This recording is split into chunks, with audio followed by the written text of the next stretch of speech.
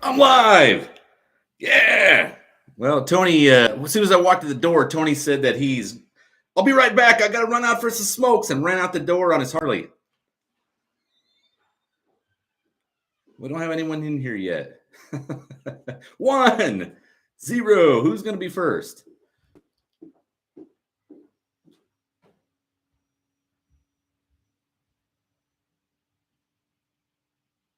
No one. All right. Well, tonight's topic is going to be pretty bland. Whoa. Hey, there's Eric right there. Eric's the first one in. Adam, Culbertson? Dickie Farley, Adam Culbertson. He said ho, and then I mean hi. Bill McKystra. Let's see. Fubar, Dickie Farley, Captain. I'm going to call you Captain Insano. I think that's a pretty good name for you. Captain Nemo 78. Rocky Myers, the Whitetail Rancher, K. Rick, George Bonney. Man, George, you're slipping these days. You should have been at the top. Dean Brown, hello you. Yeah, I know. I'm just here kind of all by myself. I'm trying to fill in the role. Tony was, like I said, he said, I'm low on smokes and grabbed his Harley, did a burnout out of the parking lot. So I imagine he'll be back in a few minutes. Paul Shea, I'm glad to see you too. Okay. Well, we're trying to get things rolling. I didn't want to be too late. I figured if we're too late, we're going to miss our audience, right? And everybody's going to think Dallas is sick again or Tony's playing hooky or whatever's going on, right? Let's see. Levi's Backyard Performance. Hey, I've been checking out your ramp truck, man. Hey, how's your numbers going for your Road to 500 No Name Nationals? Bad Tree Productions. What's up, guys? Yeah, I'm still kicking. And I got my white Ford all sorted out. I put up a new video today on Mr. Rodder's neighborhood and was talking about the woes. And I've got it all ironed out. Was a vacuum leak. So those of you that helped me out and threw me some answers, some possibilities, thanks a lot. I appreciate it. But yep, it was a vacuum leak that was getting me on the bottom of the intake manifold. One of the fittings said had actually just worked its way loose. So I just drilled it, tapped it, and put a 3/8 pipe plug in it and moved where the pickup is at. So should be good to go. Lonely Dallas. Yeah, Joe K. I'm not too lonely. It's not normal that I'm on here doing this by myself. Oh, well, thanks, Levi. Yeah, that Ford was it was plagued with all the same problems that everybody has with the Fords, right? Like the first thing was the E4OD that's virtually like a overheated spaghetti noodle as a transmission. So I went to the ZF5 speed and I haven't looked back. I'll probably just keep throwing Windsors in it until I can no longer find one in the junkyard. Danny Boyd, I'm a natural, huh? No, I wouldn't say that. But if you go back and watch the first few Uncle Tony videos that I'm in, I'm like, I don't know what to. I feel like, what do I do with my hands, kind of stuff, right? So, but yeah, I was just actually watching Big Mike's Hoopty Barn. He had a call out and he did a dual purpose video. Danny Boyd, matter of fact, you were the winner of a couple of his Hot Wheels. So, congratulations. Oh, here, John Wilburn's popped in. It's also not normal for you to be in that seat. I know. I threw the audience off. I have to operate the computer, and it's really hard to do from over there. And my eyes are getting so bad. I can't do it unless I'm up on the computer, and I didn't bring my glasses, so it looks really weird. Okay. Yeah, Levi, it is definitely like a 4L60E, only wet noodlier, if that's a word. Mopar Man 1978, glad to see you're doing well. AKA El Presidente AHRA. Yep, I'm doing well. I've actually been, flying low, trying to get the all of the admin stuff that I normally have to do from December to February is like, it's been inundating me because I was sick through December and the early part of January. So I was really loaded down with a lot of stuff to do. If you haven't noticed, I got a new Mr. Rodder's neighborhood video up today, kind of talking about all the things I had going on. I'm going to do another one tomorrow. And But John Wilburn, we're down to like what, 107 days, 106 days, something. I don't know. Its numbers are dwindling down. 170 days, maybe. I don't know. 190. I'm so out of it. And I wasn't prepared to be in the hot seat by myself today, but it doesn't matter. Whenever Tony gets back, I'm sure his hair is going to be kicked back, and he'll probably be on fire. So, all right. Well, let's see what kind of tech questions we got tonight. No, Tony's not in jail, Craig Davis. He's not in jail. He showed up, said, "I'm low on smokes," grabbed his Harley and took off out of here. I'm sure he went to go get some smokes. So, but the big thing was, oh, he's back. I'm here. Yeah, he's back. So we can get things back to normal. All right. Did I miss anything good? No, we just kicked it off. Everybody was asking where you were. I told them that you just said you showed up and said, "I'm low on smokes," and took off out of here on your Harley, and that was it. But here I am. You're back. Much, much better than new. So you don't need me anymore. Like it looks like you were able to. I tried to fill in. Yeah. And the shoes were so big, I had newspaper in them. You know, like that old trick. I gotcha. Okay. So where are we? Where were we? Wow. Well, we just kicked it off. We got a lot of people in there already. And I mean, it literally started off 0 for a few minutes, and all of a sudden it was like 5, 25, 75. You know, and it happens fast. Yeah. These glasses dirty, or is this? No, I think it might be the lens on the camera. I couldn't do it myself. You want me to go clean it off real quick? Yeah, let's try to get it to where we can see. All right. So, FUBAR. What's happening, FUBAR? Okay, we got blackness. All right. That's much better. Is it really? Yeah. Okay. Yeah. I like it a bit. I like it kind of on an angle like that. Oh, really? You know, like Batman. You know what I mean? Where everything's just. You know what I'm saying? Pow. Yeah. Screech. Uncle Dallas's garage. Yep. Let's see. Cosmic Silence. Mopar Al making it in for the show. No, he's. I think he's doing his other job. Oh, Mopar Alice? He has a job? He's a truck driver. Oh, I did not know that. I thought he was retired. He's here all the time, and I thought he must be retired like me. No. His schedule is just like he's on for a few days and he's off for a few days. Oh, so then he's like, yeah, when he's got a few days off, he's all over it. Right. Let's see. Thumper has a gasser in the works. VMAX BX. Tony looks so much like Ronnie DeFeo. I knew him in Greenhaven. Really? Yeah, that's my cousin. That's why we look alike. That's why we sound alike. Maybe, you know, genetics has something to do with that. Yeah, genetics might have something to do with that. No, I was telling everybody I got my Ford truck sorted out. I do. I got it all sorted out now. So for now. Yeah, well, it is a Ford truck, so it's just it means eternally there'll always be a. But there's always going to be something that fails on it, right? Yes. All right. So what have we been talking about? I was actually just talking about the things that I've been seeing today. Like, I did a new Mr. Rotter's Neighborhood video today. Did you? I did, yeah. You're back. You're back on YouTube. I am. I have had time to slide something in. Nice. And I'm sure that everybody has gone and subscribed. Everybody here has gone and subscribed to your channel. Yeah. There's quite a few of them that are subscribers to my channel. So, let's see what else. I was watching Big Mike's Hoopty Barn. He's the guy that's in the running for the No Name 500. There are so many channels. I need to catch up on them. I've seen a few of them. You got to stop just watching good things, and you got to start watching all of the stuff that's competitive toward your channel. Competitive? Well, no. Towards what? Maybe not. I mean, come on. I sincerely hope that somebody. I mean, I have no ego in this game. I really don't. I just don't. Well, I remember the first time I met you, you said, "Hey, you should do a YouTube channel, man." And I'm like, "Oh, wouldn't that take away from what you got?" No. Was it rising tide raises all ships? Well, that's the truth. That's the truth. But I mean, I seriously, I have zero ego in this. It's like, oh, just pay me. You know what I mean? All I care about is I get paid. So if somebody else wants to like take over and become like the big dog in our collective, right. I'm good with that. I'm good with that. Go for it. Nah. I'm not. Zero, what's happening, man? FUBAR is already putting up the link for Mr. Rotter's Neighborhood, so go check it out. Yeah, I'm back.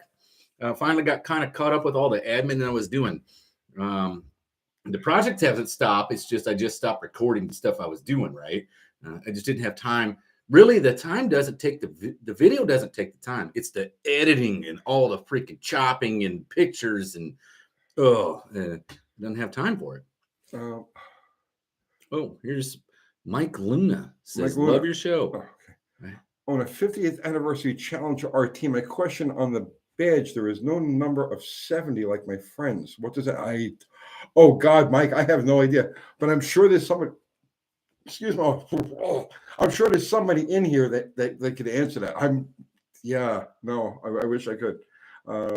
John Wilburn, I hear a search on YouTube for the letters NO will auto-populate some no-name nationals. It took around 1,300 videos, but it's cool. Nice. So yeah, everybody start taking your videos NO, and that'll work. Yeah, well, I guess this thing's starting to gather some steam, right? Some real steam. It's taking on a life of its own. I mean, it's impressive. It's impressive what you guys have managed to put together in such a short period of time. Is definitely impressive. Yeah, well, there's quite a few of the no-name 500 guys around here. Like, here's Two Hacks Garage. Those guys already made it past 500. Yeah. Thumper, the sweaty fat guy, he's already made it past 500. So, man, we got to get the big ones in now. And that's why I was watching Big Mike's Hoopty Barn, because he's at like 360 or something like that, 310 maybe. I don't know. But he had a call out from another channel. And I'm thinking, this other channel's calling out 4 channels. Who's calling out 4 channels? It was another one of the no-name 500 competitors, right? Called out 4 channels, and Big Mike was talking about it. He did a video on it, how he got called out, and the call out was, "What's in your pockets today?" So they're like emptying out their pockets, right? Everybody's emptying out their pockets. What do you got? Pocket knife? Like what's in yours? Oh, here's the gas cap off of my car, But I just thought it was kind of funny to throw out these call outs at what's in your pockets. So. Jonathan Couchy, thank you for the super chat, John. Hey Tony, what are your thoughts on the 360 number 308 heads for a hot running street strip motor? I'm sleeving the push rods. I understand they have a much better shaped exhaust port. Intake has a hump. Honestly, I have a set of them sitting on the side, sitting next to the workbench inside, specifically to dissect them and get a look at them. I have no practical experience with those heads whatsoever, other than just like looking them over real quick. Are they like a later model head or something? It's the Roller Cam 360 head. Oh, like a Magnum head? It's a pre-Magnum. So like 87 to whatever Magnum year was, right? Post LA, 85, 86. 86 to right to the Magnum. So it's like a 5-year. And supposedly they have some good qualities, but I don't know what they are yet. But I absolutely do have a set of those heads. And I was just looking at them like yesterday, the day before yesterday, saying, I got to get to those eventually. So yeah, I don't have any answers yet, but I will. Michael Morano, are you guys going to the Buick GS Nationals? I'll be there, buddy. I'm going to be, I don't know, is it May 11th through the 14th? I thought it was the 5th through the 11th, but I could be wrong. I'm not sure. But I plan on being there. I have intended to be there for this year. Every year, something always comes up and takes the date. But I plan on being there trying to hawk some Buick stuff so I can get some more parts to continue my my super stock small block Buick. So, and hopefully maybe I can find a TA aluminum 350 intake manifold. It's got to be a dual plane.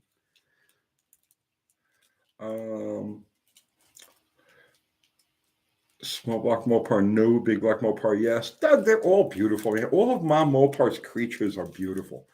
I was like the B bodies, like from 66, 7, 8. I love them all. Really? I love them all. I just thought they have the most beautiful roof line. They do. You're absolutely right. But I just love them all. Paul Sims, is that Dallas the owner of the AHRA? Is that correct? Yes. That's He's me. The owner of he owns it. I put it together. No, I didn't. He owns the damn thing. And the No Name Nationals. He and John Wilburn own the No Name Nationals, which is impressive. Look at this. I'm surrounded by like corporate, dignitaries. Corporate? Man, yeah. I'm so far away from corporate. I don't, I get that actually comes up a lot. But you own a corporation. Okay. Is it not incorporated? No, it's a limited liability company. Okay. Well, you own an LLC. I'm just a dirtbag that runs under the radar everywhere he can. You're doing all right. You have, you have legitimate paperwork. Let's see. John Wilburn saying he's the Dallas. The city of Texas pays him royalties. That's right. Yep. Yeah. At least once a year, I get a royalty check from the city of Dallas. Last year was 63 cents.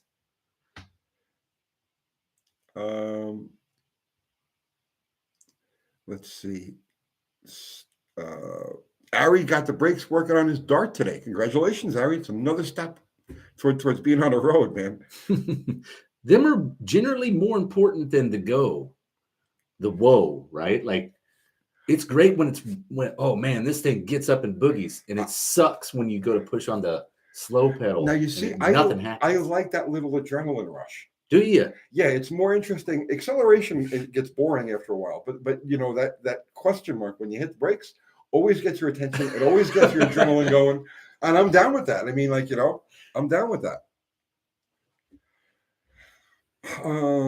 I could see that, because like I always thought when I was younger, that light on the dash that says brake, people would ask, "Hey, you got a car with the third brake light?" Yes, I got the one with the third brake light, and then I'm referring to the one on the dash.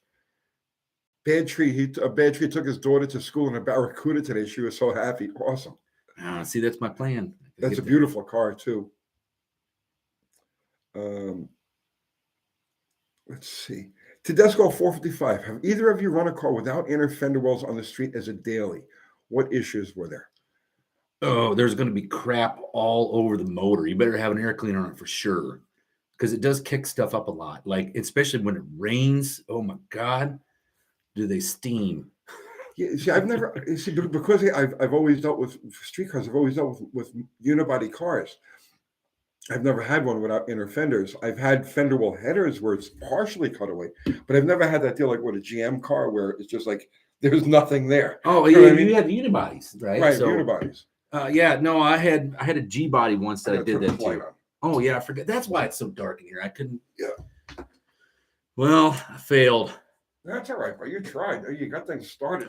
Yeah, well, so Abel D asked me, Dallas, how did you end up in Tennessee from San Diego? Why did you move? Contemplating leaving in SoCal. I was in the Navy. I was actually active duty, and they offered me a good job. But see, you told me you came here to do this live. Well, that was partially the reason, but no, I did not. I'd been stationed there 4 times, and I never ever liked Southern California. The weather was great. Everything else sucked. So that's just my opinion on it. I did like the Mexican food, though. The SoCal Mexican food is like probably nothing like it. You know what I mean? my introduction to Taco Bell was there. That's as far as I oh, really? You never got like a Southern California, like a California burrito or a carne asada burrito? But we have that here. No, you don't. What are you talking about? There's Mexican trucks everywhere with real Mexicans. Nah. Real Mexican food. They don't even speak English. It don't matter how much they speak or what they do or don't speak. It's the SoCal style carne asada burrito. And I mean, like, oh my God, they used to be big as your arm, but they're kind of cheaped out now. They're only like 3/4 of your arm. The best Mexican food I ever had was It was a food truck called El Taco Rico. And they actually parked when I had the coffee house. They parked in my parking lot, right? Which pissed me off. And I went out there, like they parked at the far end of the parking lot, right? Uh-huh. And I went out there to yell at them and scoot them away. And he didn't speak any English. And he thought that I was asking for food. So he's going, taco? And I'm like, no, get out. This is my parking lot. Get out, right? And he's taco? Yeah. So I was hungry. So I took the taco. Sure, taco. Now get out.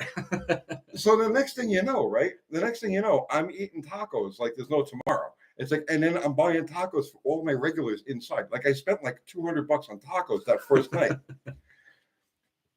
So that backfired in your face then, right? Oh no, it was great, right? So this is a true story. You can't make this shit up, okay? So they became a regular thing, and all I was eating, Kathy, if Kathy's on here, she'll back me up. You remember El Taco Rico? All right. So like for like a month, they parked in my parking lot, and all I ate was tacos off of El Taco Rico. And they cooked, listen to this, right? They had a sheet. This is great. They had a sheet of tin that was beaten round like a hat, those Mexican hats that they wear, Right. And they had 100-watt light bulb up underneath it, and that was your heat source. Oh, and they was cooking off that. They were cooking off of that. That's cool. Most delicious shit. So one day I pull up and they're not there. I'm like, where the hell did El Taco Rico go? They were gone, but I was hooked, and I had people searching all over the Nashville area for El Taco Rico. I wanted to bring them back to my place, but they had just moved on. Shopcat Industries is in the house. So they're another channel for no-name nationals. Shopcat Industries. What do they do? What do you guys do at Shopcat Industries? J. Malone, the Grind is now a fancy Mexican restaurant.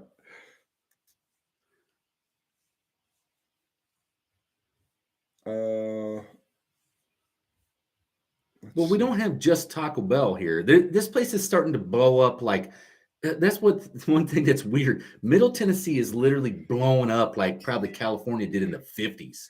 Middle Tennessee is the best parts of New York from the 60s and 70s. Really? I'm telling you. Nashville, Tennessee is New York City without the race riots and the burning shit down and the graffiti.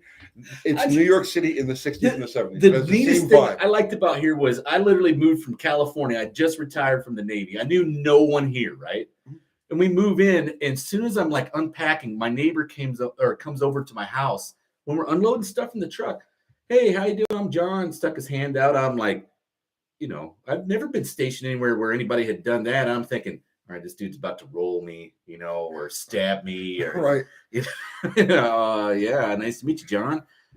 So, great place. I do like Middle Tennessee.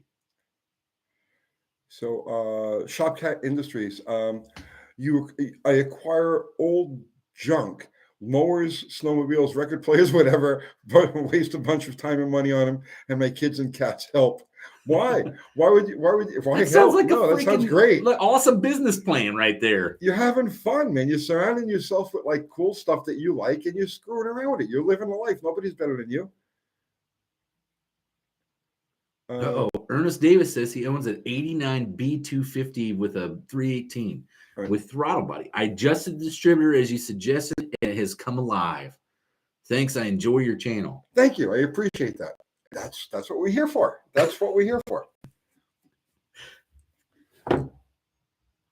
Although I definitely going to start taking things down just a couple of notches. I want to get more into the basic beginner type, because we have a lot of guys. We have a lot of guys on this channel. Distributors and carburetors, right? No, even simpler than that. There's a lot of guys on here that are really just learning. They may be in their 40s, 50s, 60s. And they've always loved cars, but they've always had these apprehensions. Or life gets in the way. Life gets in the way. So we're gonna start toning things, not toning things out altogether, but we're gonna start doing a lot more stuff geared towards people who are really just cutting their teeth in terms of the mechanical end of things. And I just did a video. But I won't even tell you about it. It actually should be going up now. It's so basic. It's like this tire's round.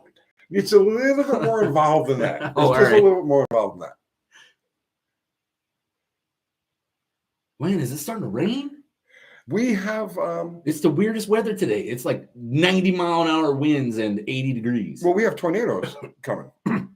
Tonight, like now, like during this show, right? There should be at least one tornado in the area. Really? Well, so if Tony and I get blown away and you guys get to see it live, best place to be on YouTube tonight, right? Travis, what's happening, man? Thank you for the super chat, Travis. Tony, if I'm looking at a 64 273 CUDA, I love those. What things should I look for on that car? 64 CUDA. What are your trouble That's areas? the Hypo 273 with adjustable rocker arms. It's not high performance. 65? 64 was only available in a 2-barrel. Really? Yeah, the Commando wasn't until 65. Oh, man. Them early 273s. Love them. But it's still, regardless, it's just a great package. It's just a great all-around car. That's the first small block Mopar I ever heard that sounded awesome on the street. And it's like, hey, man, what do you got under there? Big block? No, 273. Like, you got to be kidding me. So what should you look for in a 64 Barracuda? Common rot spots on those is the cowl, underneath the cowl, right? So look up underneath the dashboard and you'll see like the air box, the underneath side of the cowl, and they're common to rust along there, in there, up underneath the dashboard. Bottom of the doors. No, the bottom of the doors are usually pretty good. The front part of the quarters are good. They have the typical rust at the back, the bottom of the rear quarters, right? But no, I mean, there's really those cars really don't have much in the way of like. But the windows at such an angle areas on the back that it wouldn't be like all the other '60s cars where you had the rot right at the back of the window. Do they do that? I'm assuming no with that angle because it's like 3-dimensional, right? No, those cars are good. Those cars, I had one. I did a video on. It was one of the first videos we did that actually got like 1 million views. It was a '64 Barracuda that one of my friends had bought for his wife, and it was a total roach. It was bad. It had patches all over the frame rails and everything else. But that was unusual. It's not a common thing for those cars. Common areas, like really just their back, bottom of the rear quarters, and underneath the cowl. But other than that, they're pretty solid. Wheelie King 71 here says, Tony, wanted to give you a huge shout out for your last video on mixing and matching parts according to circumstance. That was an awesome video. I wonder how many heads you exploded. Thank you. I appreciate that. The blueprinting one, is that the one he's referring? Yeah. Yeah, that was a good video. Right, a lot of people just don't know these things. It's not science. It's not rocket science. I've run into something, and I was going to take your idea and run with it. Right, like okay, so I got the Suburban 455 stripped down, drop a new crank in it, new bearings. I plastic gauge all of the mains, and one of them comes out not bad. It's 2.5 thousandths, right? But the others are like 1.5. 2.5 is fine. Right, but it's on the number 4 main. It's in a bad spot. That's the one where you get weak oiling on the Buick, and the number 7 rod ends up starving for oil. Okay. So I didn't want to have it loose right there because it'd be pouring oil out, right? I thought, okay, well, if I can move it around. So I'm going to pull the main bearings and move them and go through each individual main bearing and see what the tolerance is on, because I don't think they're cut so perfectly that they're exactly the same every single one. You may find 0.5 thousandths variance. I'm hoping so. You may find 0.5 thousandths variance. I mean, I couldn't see a full. I would doubt you find a full, but yeah, there's nothing wrong with that. I'm just going to try it out, see what happens. Is it a fully grooved main? It's half groove main.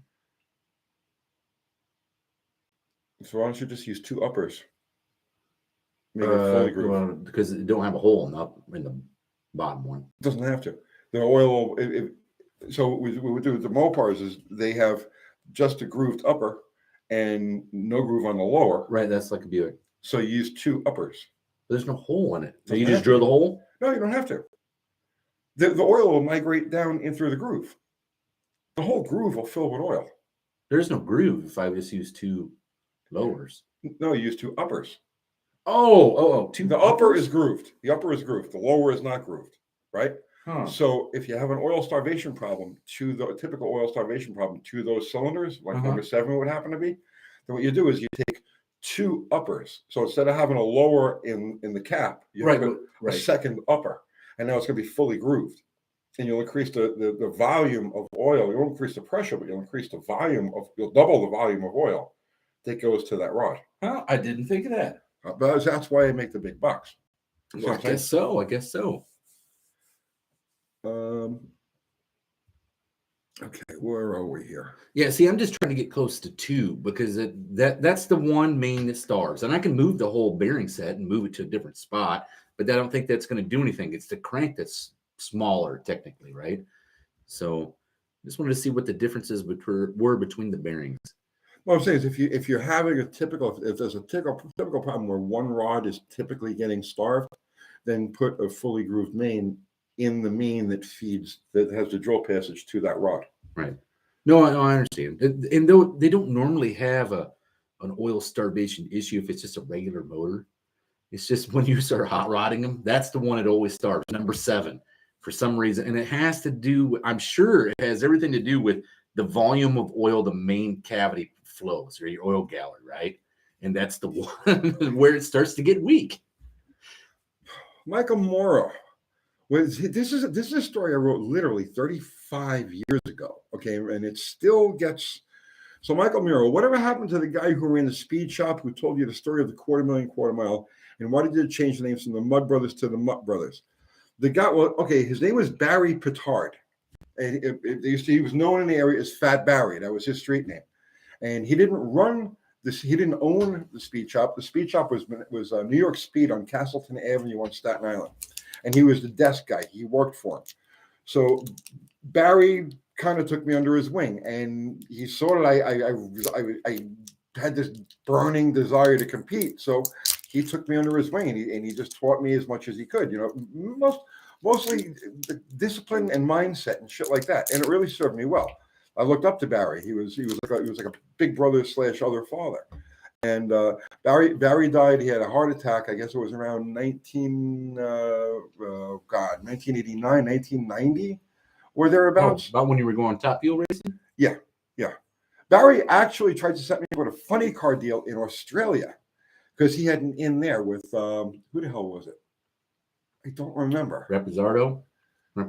No. It was Harlan Thompson. In with Harlan Thompson.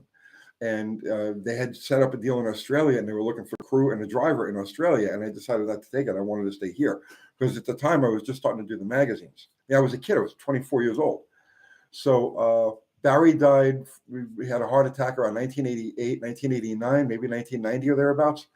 And the reason why the name was changed from the Mutt Brothers to Mud Brothers was because of the legal department of the magazine, because they were like, hey, this is an illegal activity. You know, when you can't. But nobody gives a shit. So they says, well, you got to change some names. So that's what we did. The Mutt became Mud, and that was it. That was the reason for that. Okay, where were we? Let me just jump down here. Cat. Did Kathy pop in here? Where's Kathy? Oh, it's on my shop cat. Okay. All right. So where were we here? Eric Miller. Hey, guys, I have a question about brakes on a 2000 Expedition. I installed new calipers, rotors, pads, bled the brakes. Now the pedal is spongy and goes to the floor. Any suggestions? Oh, I'm pretty sure I know what this one is. Air trapped either at the you've either got air a little bit of air trapped at the master or at the ABS, right? So what you want to do is just gravity bleed the thing. Take the top off the master, open it up, open your bleed screws, and walk away. Just don't let it go empty. Don't let it go completely empty, and that should do it. I've run into something similar like this on a Ford. And what I found is in the Ford ABS unit, so at least in the 90s, I don't know how it is on a 2000, but I imagine it's probably not too far different. They had a bleed screw in the ABS. Yep, that's right. He's right. I forgot about that. And so it was a common problem where these things trap air in the ABS. Yep. And so you bleed the master first, right? Well, you don't even have to bleed the master. You do like Tony showed in the video. But then you bleed at the ABS and get the air out of it, right? Yep. Then you go do your normal stuff, all your other wheels. So you go to the furthest wheel and bleed there, but you got to bleed that ABS before you do anything, I believe. Yeah. Your problem was bleeding the brakes. That's the answer to your problem because you did install new calipers. Yeah, that's probably all it is. Okay. Let's see. Okay. Jazz Beer Smith says, guys, I'm considering buying a 66 Mustang convertible 289. It has a knock while warm and at idle. Ideas on what it is. Is there a good way to fix it? Pull the engine. Oh, man. Well, when it's warm, it generally means that the oil's thinned out, and now you're looking at probably extra tolerances on the bearings, but there could be so many. Well, do you have oil pressure? What is the oil pressure? If you've got hot, idle 10 or 15 pounds of oil pressure and you've got a knock, it's probably not a bearing. It could be a crack in a piston, a broken skirt, could be a loose piston pin. Slap. Yeah, all of those things would add to piston slap. But it's not necessarily going to be a rod or a main bearing. Could also be a converter noise. There's so many different things that they can give you a knock once an engine is warmed up. That one's a hard one to chase. Yeah. Well, I tell you what, either way, no matter how you look at it, you're probably going to end up pulling the motor. Yeah, in pulling the motor is not that bad. It should be able to give you a good bargaining chip to buy a car, to be honest with you. Because if you're looking at buying it, it should be a pretty good leverage point on your part, right? That, hey, look, the motor's bad. Can you knock a couple grand off because I'm going to have to go through this motor? But there used to be a simple trick. You probably already you know way more about it than I do, I'm sure. It used to be that you'd pull the plug wire, right, on each individual cylinder. Mhm. You pull one, put it back on, of course, right? You want to keep it running. But every time you pull one, you listen for your knock noise. And when your knock goes away, that's generally the cylinder that you might have a knock. And that's if it's a wrist pin or bearing issue, right? It's hit and miss. Usually it's top end. It won't affect a knock on the bottom end because it's still reciprocating, right? Whether the piston is under load or just cycling, that slop isn't going to go away. It's always going to change. But the wrist pin noise, it will. A piston noise will go away when you ground a spark plug. Charles Manson, UTG, do you remember what load went flat and a whiplash came you through a bottle rocket? I have a hypothesis on something. No, the bottle rocket never had a whiplash cam. That's my GT, my 67 GT that has a whiplash cam. Bottle rocket had a comp grind, and I do not remember what it was, but it was from there that I went roller. It's a hydraulic roller, right? Oh, you're talking about the one that went flat. Yeah. It was a flat tank. Yeah. John Accounchi, thank you again, man, for the super chat.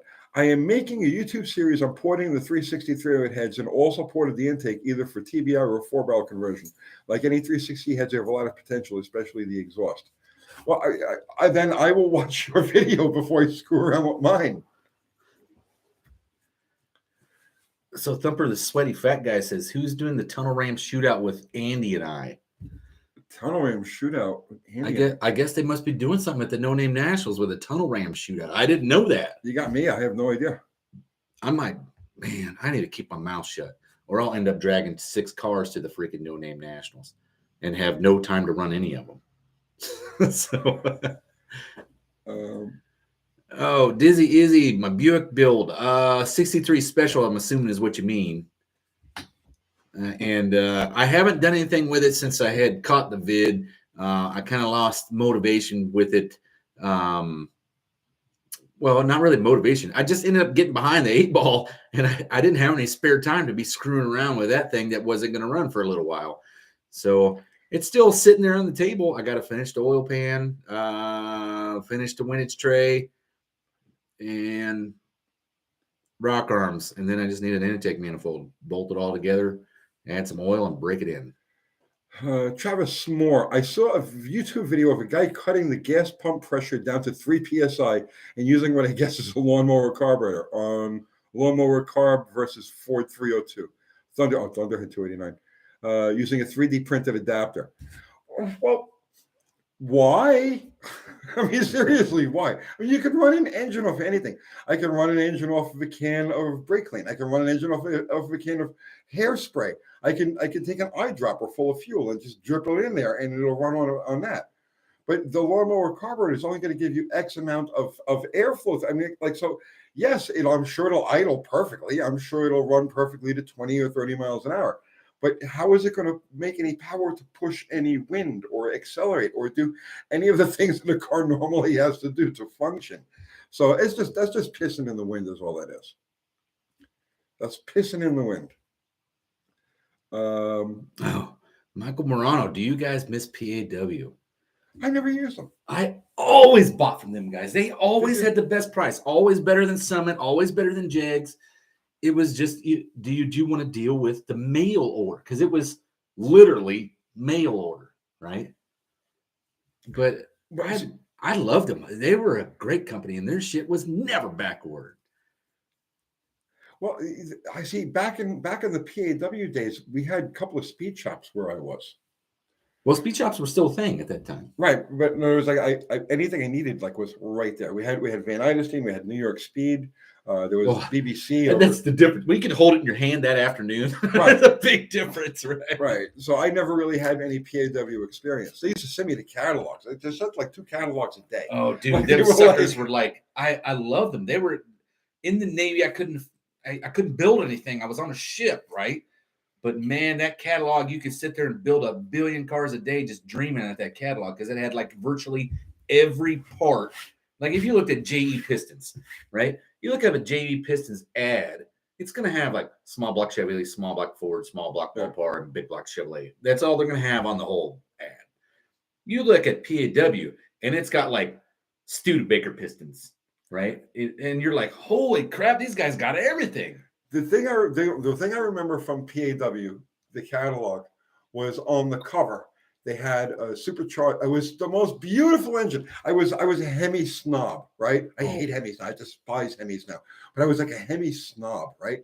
And the PAW catalog had a supercharged big block Chevy with finned valve covers and a Hillborn 4-port on it. And it was the most beautiful engine. And I was like, oh, you know what I mean? It was like, you know what I'm saying? Oh, yeah. It was the most beautiful engine. Just their decal was like that even. Remember the decal? Yeah. It was that the decal a big block Chevy on it, or was it Hemi? I think it was a Hemi. No, it was just a big block Chevy. Yeah. Oh, okay. Yeah, I have a couple of them. I think I'm gonna throw on my my 63 special.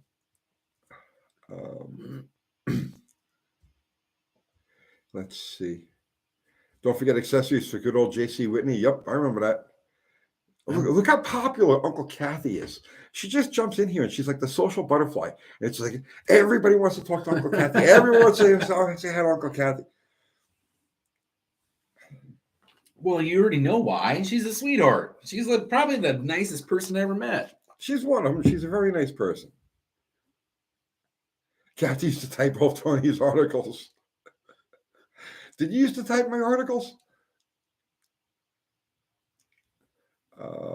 And Bubba Ayers, I miss PAW catalog. Me too, man. I miss that sucker. I really do. I like the cheap engine kits too. You could get like, remember they used to have like pages and pages and pages of cheap engine kits, and it's like reground cranks. Actually, yeah, I bought a 383 stroker kit for a small block Chevy off of PAW. Did you? I remember that. It was brand new, right? It was like, so this is like, oh God, this has to be like 1982, 1983. Because nobody had like done that before. It was like the revolutionary thing. Holy cow, 383. 383 small block Chevy. Yeah, I got to do that. So I ordered one of those, and I built a 383 Chevy out off of the PAW kit. And it was dirt cheap. Like it was really, really cheap. Oh, yeah. The whole kit was like $250. All the way till they ended. It was the same way. Where it was like, they were literally $300-$400 cheaper than Summit or Jegs. PAW was the in. I don't know how they were getting this stuff so cheap, but man. Mr. Will, thank you for the super chat. What's happening, brother, man? Tony, restored 62 Chrysler Enforcer came up for sale. An ex-California Highway Patrol car with a 383. How rare are those Enforcers? Rare enough that I have never seen one in the flesh. And the 383 at 62, that would have been probably like the first year of that motor, right? No, the 383 is two 383s. Had a 12-deck 383 in 58. Oh, really? Yeah, and then a regular. So the 383 has been around since the beginning. The size 383 has been around since the beginning of the big block Chrysler. But as far as rarity goes, I'd say that's pretty rare. I mean, I don't think there were many survivors. I would ask Steve about that. Steve Magnanti, he'll give you all of it. I'm sure he's got all of the specs and the how many are known and how many were built and blah blah blah blah blah. He'll know all of that stuff. Oh, but either way, it's a cool freaking car. Right off the top of his head. Yeah, the reason why I ask is I remember seeing a 60 Chrysler. It had 361 Commando in it. And I had never seen one of those. I didn't even know what it was. I had to go look it up, right? Mm-hmm. And 361 Commando I thought was the predecessor to the 383. Mike Batista is saying, I told you Tony is a Chevy guy. I've built everything. I started off as a Mopar guy because as a kid, I was just eat up with Mopars. But through my life, I built everything. And do you know why I'm a Mopar guy again in my old age? Because you go back to what you know. And no, because I built everything. Oh. And I see that everything else is inferior. Well, you're laughing, but it's the truth. It's the truth. You know, I can honestly say, I can sit here and say, I have built at least one of everything as far as like, you know, regular, you know, when I say I've never built a Maserati, okay. But I built Ford, I've built Chrysler, you know, Chevy, I've built Pontiac, I mean, you name it, I've built at least one of them, right? Either for myself or for customers or whatever. So I've built everything. And when all was said and done, after everything, after the smoke cleared, and I was like, okay, I'm going to get back into this because I was out of it for a while. I'm going to get back into this. I'm only going to, I don't want anything that's like, that's just, I want just the best. Right. And so automatically came right back to Mopar because I've been there and done it with everything else. Man, so Chevrolet stuff. I built a couple of Chevys, right? I built a Monte Carlo Super Sport that was, oh man, was it badass! I literally finished it. I got orders to Australia. I was stationed in Hawaii, right?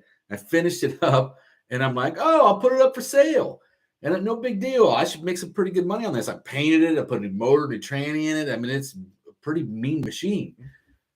The next day is when the market crashed. It was like 2008, right? Is like when it really bottomed out, where everybody was defaulting on their homes and all kinds of crap.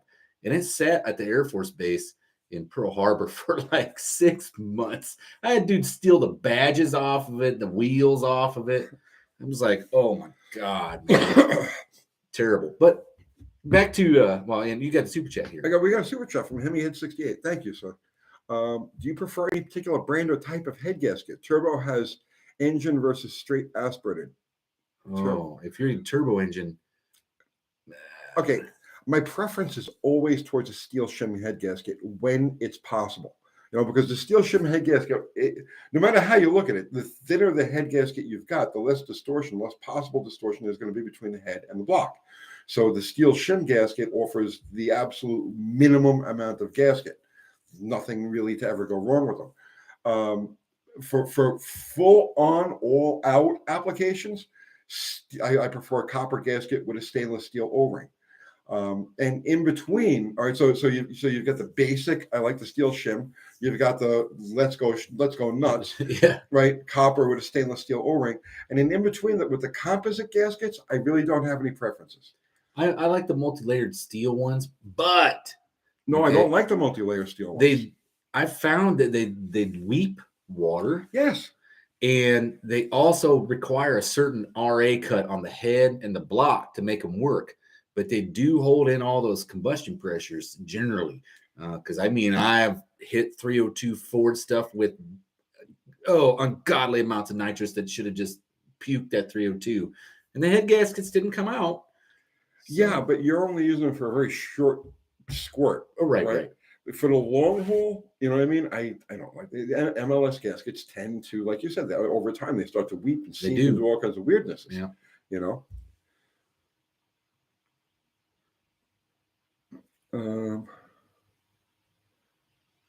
Let's see. Alan McElroy. I was driving fine till I saw a bit of smoke under hood and temp gauge went cold. That's never a good sign. Pull over and found a loose hose off. Okay. After filling, apparently white smoke was out exhaust, but oil not black. Oh, yeah, you blew the head gasket. Yeah. And maybe that's why the hose came off. Not your fault. It's just it built pressure up in the cooling system. Right. That's exactly. He's exactly right. You had a small exhaust leak, a small head gasket leak. It pressurized the cooling system and it blew the hose off. Is the most likely scenario, but it's also possible that you ran it long enough without water that it poofed the head gasket. But yeah, yank the heads, bro. Yeah. So I didn't tell you what I did yesterday with a Chevrolet. My buddy is on my Lemons team, Brandon. His grandfather calls him. Hey, I got all these old cars. I'm going to give you one. It's just sitting out in my field, right? Come get it. So he goes over there. It's a 50 Chevy, 2-door, nice. Right? And it's got a Nova front clip grafted in it, and it had a Chevrolet small block in it. Okay. So it's got disc brakes on it and all this stuff. You know, it was probably built in maybe the 80s. Right? Not a bad car. He said, I got it in a trade years ago. It supposedly ran. It's all yours, right? So my buddy Brandon spends like, I don't know, 6 months and a couple $100, puts some takes his 350 Chevy, and he knew he told him it had an 80 Chevy motor in it. So it's like, well, take the cam out of that sucker, throw it in the trash because it's going to have no lobes left on it, right? So he breaks it down, pulls the cam out. It's missing like 4 lobes, right? We search and find new old stock Crane cam to put in this thing. Okay. Crane's been gone since 2008, since the market first crashed in 08. It came with cam, lifters, timing chain. It's all stuff made from like 2007 and before, right? Okay. So good stuff. Right. Swap it in there, put a set of Vortec heads on it, fired up. It is hammering like you wouldn't believe, right? And he's already primed it. And the thing had like 45 pounds of oil pressure. And I shut it off like, hey, man, all right, just shut it off. I said, are you sure the bottom end was good in this? Well, I don't know, because I've never seen it physically run. And he just told me it ran. Right. You primed it? Yeah, it's got 65 pounds of oil pressure. Okay, what's the gauge say when we had it run? 50, 60 pounds of oil pressure. And I started thinking, okay, what do you do at that point? Because you're trying to break into cam, right? Yeah. And it's like, it's hammering from the bottom end. And I told him, I said, all right, the bottom end's already fucked, right? I'm going to run it for 20 minutes. Hopefully save the cam and the lifters, right? So we ran it. Oh, my God, she got hot, right? I'm there with the hosing down the radiator. The exhaust manifolds are orange, right? Okay. Glowing orange. And I'm like, man, this sucker is not messing around.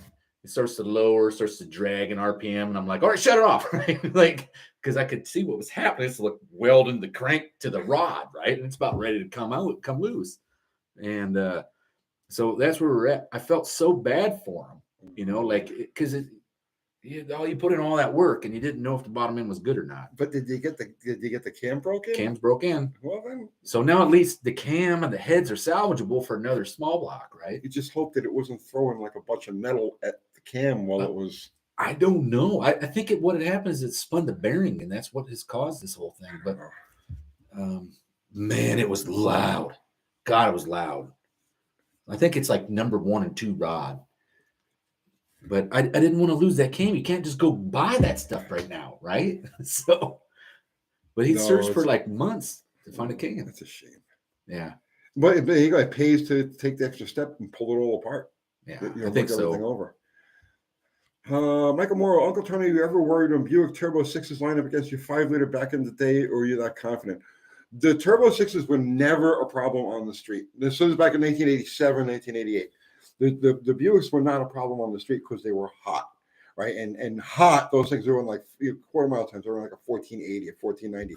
You had to actually cool them off, stick them on the track, and get them to actually bite, and then they would run in the 13s. So on the street, I never gave Buick turbo cars really a second thought with the Mustang.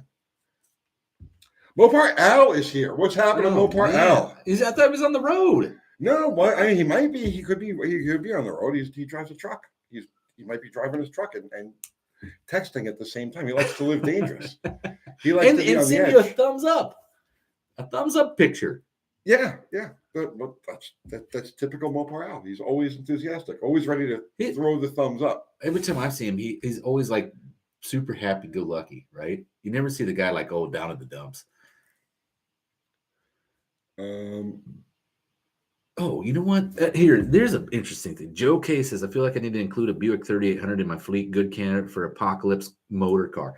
I just saw something yesterday. I'm on like a million Facebook Buick pages, right? And this guy says, what does he say? Like, I feel honored. And it had a picture of his odometer, had 600,000 miles on his Buick 3800. 600,000 miles on it. I still see them occasionally in traffic. Yeah. I haven't made it since 06. Talking about the dude. Thank you for the super chat, dude. Ford Custom 300 with a 289 and a C4. What's the thing weigh? What would your budget build be for maximum fun? Ooh. Ford 300 is a full size, isn't it? I don't know. What does it weigh? That 289, depending on the weight, because see, you got 2 issues with that, man. You got 2 issues with that. is A, the weight, and B, the amount of wind it's going to push. Because that's your big thing. You get over 40, 50 miles an hour, and the amount of wind that's got to be pushed is a major factor on the returns you get. Fuel mileage and that 289 might be a little. You might. I'm thinking the 300 is it's like a Fairlane, right? Like a midsize. No, is it? I think so. Somebody define this for me. Because I think it's the low end midsize. Hang on. 351. Oh, look, there we are. Okay. All right. New tab. But if you're going to look for my favorite thing that you could do with a Ford small block, if you're looking at just a fun build on the budget, hit the junkyard, find a 302 and something that's got relatively decent miles on it. Most of them are probably up at 200-something thousand miles. Yeah, the Ford 300 is an automobile was built in the USA by Ford. Was base trim level of the full-size 63 Ford line below the Galaxy. Oh, so it's a low-end Galaxy. Yes. Okay, yeah. so it is a full-size. So yeah, you're going to push. I mean, it's a heavy car, and you're going to push a ton of wind, and I don't think you're going to get good results with a 289. Be a great cruiser, perfect cruiser. He said Bear Rose says they weigh 2,800 pounds. I think that thing would be pretty good with No, Bear Rose, the 300. I'm just looking at it right here. I just had the Wikipedia. The 300 trim is a Galaxy trim. Yeah, I'm seeing Robert Alexander saying 300 equals Galaxy. You're right. Yeah. And sure. So no, you can't really see by that. Okay. No, it's a car. I wouldn't do the 351 Windsor just because they're so hard to come by. I mean, you can probably find one that's non-roller cam, and it would really wake that car up. And it's probably what it needs is 350 cubes or bigger, right? But my favorite small block Ford is like 302 to 306 cubic inch, a GT40P head, and get a roller cam block that has and stick a freaking letter cam in it. Stick the E cam in. That's my favorite cam. So it has good low end torque and lots of mid range. And then a dual plane intake manifold and 650 Holly, and you're kicking ass like Chuck Norris. Jody Pearson started Pinewood Derby track. It's cheap and intense racing. My kid got one at first place. I did. I told my Pinewood. I have a Pinewood Derby experience. I don't want to talk about it now. We'll tell it again another time.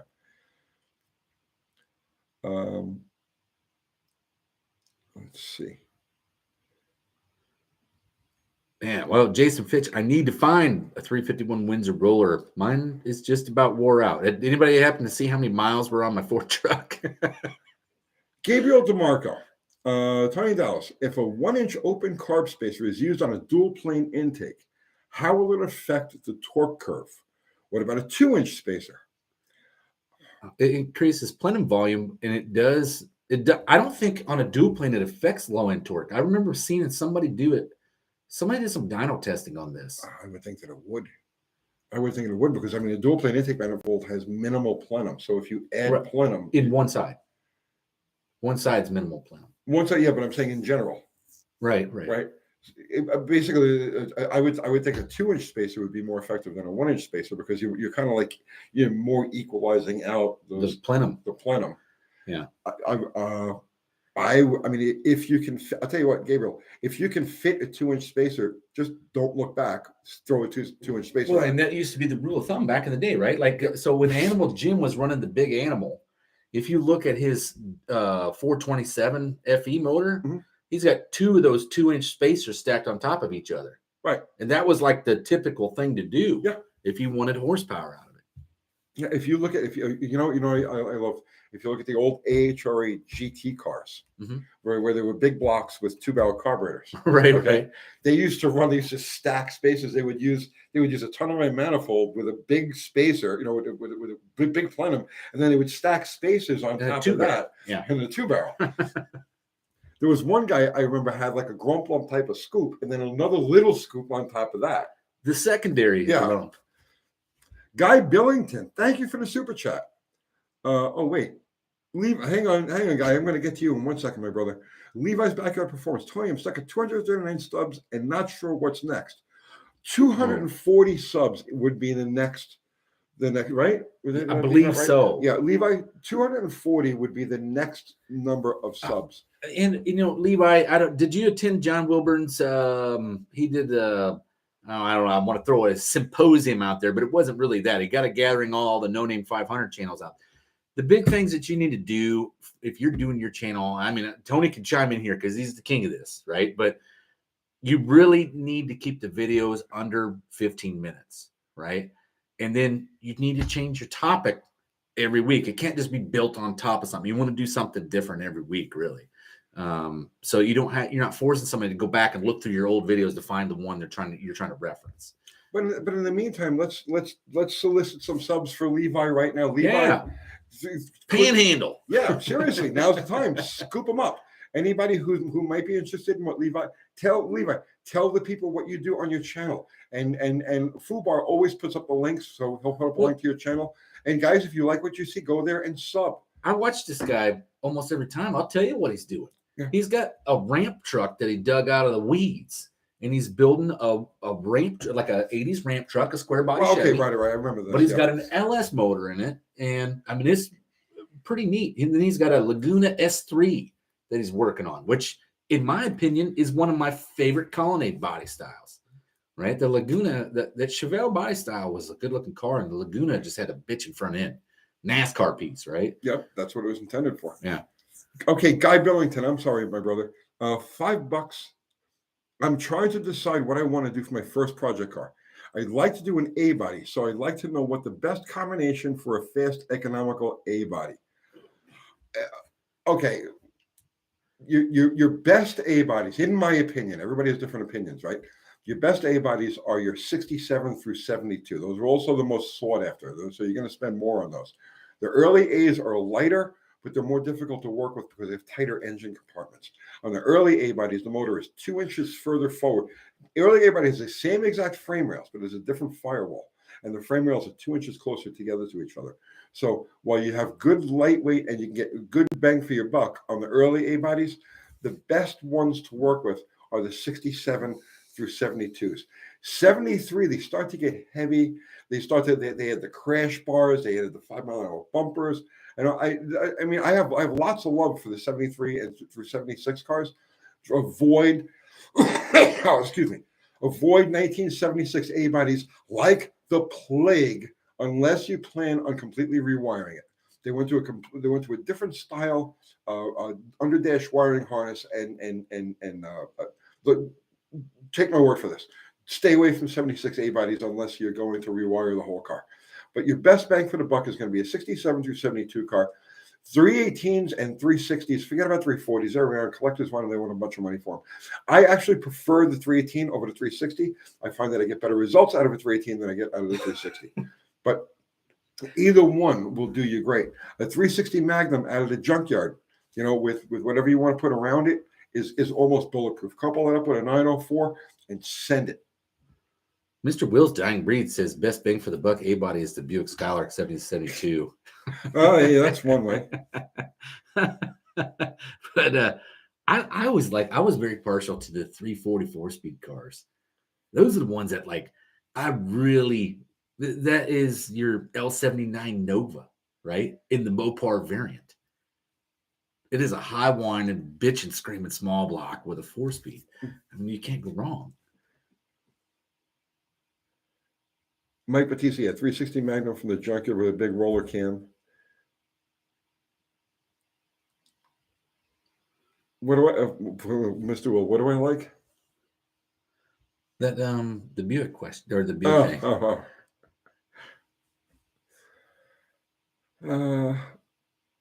My favorite 340 car had to be the Swinger. My buddy's got one of those he's trying to sell. What year? 68. No, 69 would be the first. 69, okay. 69 is my favorite year for this. It's orange and black. And this is restored. It's been fully restored. It's 344 speed car. Oh, really? Yeah. Oh, man. I'd love to have that. Let's Let's see. 2 hacks. Thank you, sir. My advice, if you're trying to get subs for the no-name nationals, be yourself on video, keep it real, and listen to John Wilburn's advice. I mean, there you go. You just summed it all up, man. Sold.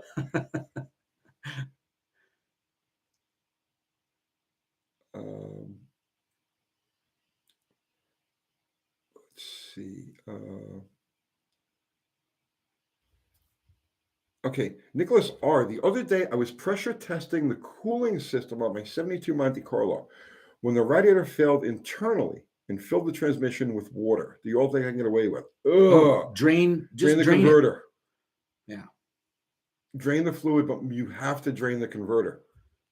The water, if you get pink transmission fluid, so you pull the stick and it's pink, it will eat the clutches. Yeah. It absolutely will eat the clutches. It breaks down the clutch. Whatever is the glue in there or whatever, it breaks it down. Yeah. So dump the pan, right? Dump the pan, loosen the valve body, and let all of that drain out of the passages for like days. Right? Let it drain.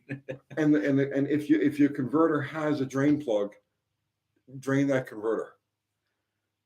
2 years ago when the vid started, or 3 years ago when the vid started hitting really hard and everything was shut down, I decided to build a few motors in my garage and sell them. Well, I had a guy contact me. Hey man, can you put a 350 Buick in a 63 LeSabre? And I'm like, oh, okay. He said, it's got turbo 350 transmission already.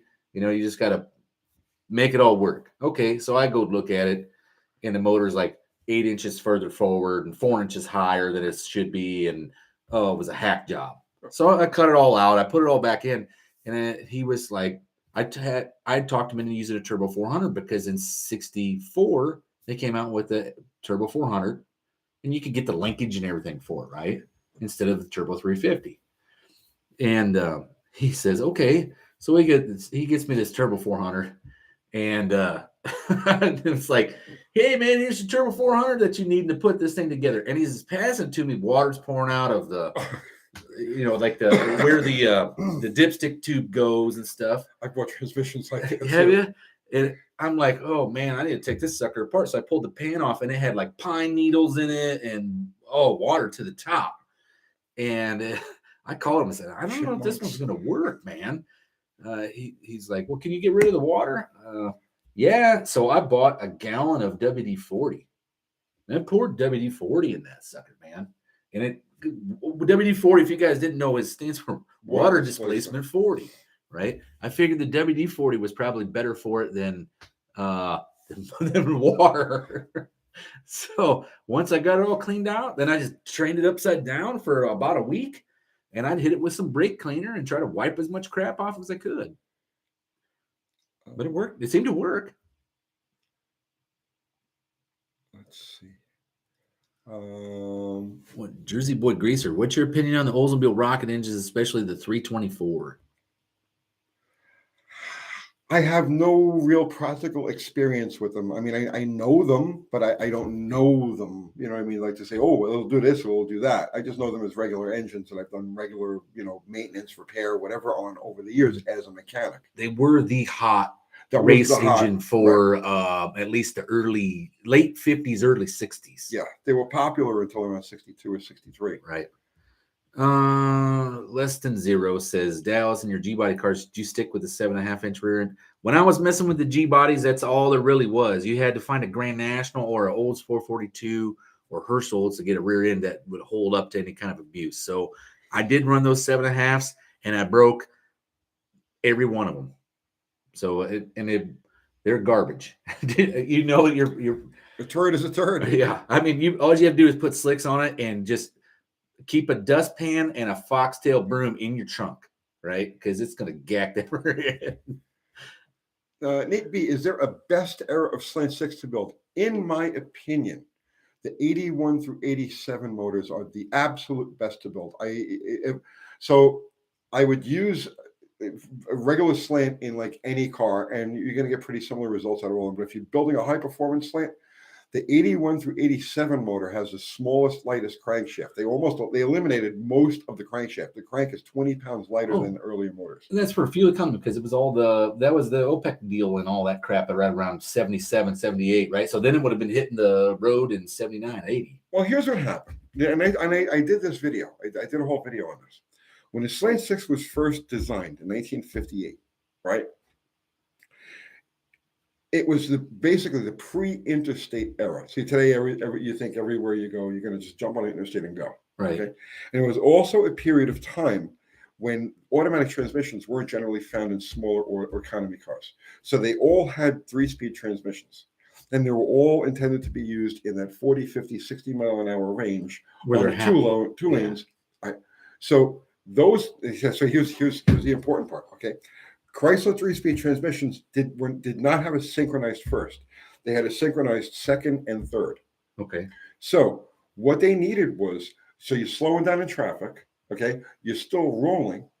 You can't downshift to first without double clutching and getting the thing to right. So you'll accelerate from second gear.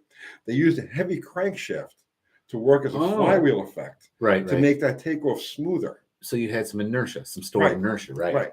And they left it that way until 1980, right? All of the counterweights, all that extra weight was in the crankshaft. They made the cranks specifically over heavy to compensate for the lack of a synchronized first gear in the transmission. 81, they were like, okay, well, we don't need economy and we don't need this. So they revamped the motor. They gave it narrower bearings, which take less oil to be happy. Also less friction. And they cut most of the counterweights off the crankshaft. So there's a 20-pound difference between the early crank and the later crank. And it makes a difference. Like, I'm sure that rotational mass. Not only just the rotational mass, but also the way the Slant 6 oil pan is designed, the number one, number two rod, and also the counterweights from number 1 and 2 dip into the oil all the time. It's a windage disaster. It's a windage nightmare. And the 81 through 87 motors kind of do away with that. Okay. I talk too much. I know too much about those engines. Kinsley's Tay-Sachs Miracle. Hey, thank you for the super chat. Asks, I have to go with a small block Chevy to save money and get my car back on the track. Is the 010 block really important to get compared to a newer block? A 10 block, 010 block. I'm not sure what he's talking about. I'm wondering if that's a GM part number, like a Chevrolet part number block. Kinsley's, be more specific on that, because I'm just going to ballpark it here. I think I kind of figure out what this guy's talking about. He's looking for a performance small block Chevrolet block. We'll just eliminate the number, right? And all right, so what I've learned is small block Chevys, they're a heavy engine to begin with, so they're pretty strong, right? It doesn't really matter which one you get if you're looking at strength just based on how much metal's in it. But the earlier blocks do not have as much nickel content as the later blocks do. If you pull one apart and you see the 70s small block Chevrolets, they'd have a ring groove like you wouldn't believe at the top of the motor. Always, every one of them. But then you get to the later motors with like the roller cams and stuff like that, and they do not have a ring groove like that, right? And that's because of the nickel content. Over the years, they increased it to make it a much stronger, sturdier block. Same way with 302 Fords from the 70s to the 80s was a huge difference between them. That's my 2 cents. Levi, thanks for the super chat again. Thanks to Hacks. I'll give away T-shirts to whoever is a 250th sub. Okay, you guys want a T-shirt? Levi's Backyard Performance wants to give a T-shirt to his 250th sub. Go over there and win a T-shirt from Levi. And whoever's his 300th sub, if you do it tonight, I'll send you an AHRA care package. He also has a couple of 45s he'd like to give away with a trivia question. So he's giving away guns too. That's what I was thinking, but I wonder if it's records. No, it's guns. So if you want to win a 45 from Levi, go answer his trivia question. I love that. I wonder if the trivia question's like, how many rounds does a 45 hold till you have to reload? 1, 2, 3, 4, 5, 6, right? Like, SRP, I still can't get an answer from Tony what the lean burn was about or how it worked. Ooh. Yeah. Junk. The people who designed it didn't know how it worked. Okay, it's like that. Don't even go there, man. It was no. It was just no. Okay, it was bad all the way around. Why would you want to know how it worked anyway? It didn't work. That was why it's gone. What it did was it eliminated the mechanical advance, the mechanical and the vacuum advance from the distributor. So the distributor was the timing was all set through that lean burn computer, and it used throttle position and engine vacuum and voodoo and a Ouija board and like stuff like that, right? To determine what the timing was supposed to be. And it was terrible and it didn't work. It never worked. It was the worst thing they ever did. It's one of the things that put Chrysler in the toilet in the late 70s. Yeah, the reliability went out the window, right?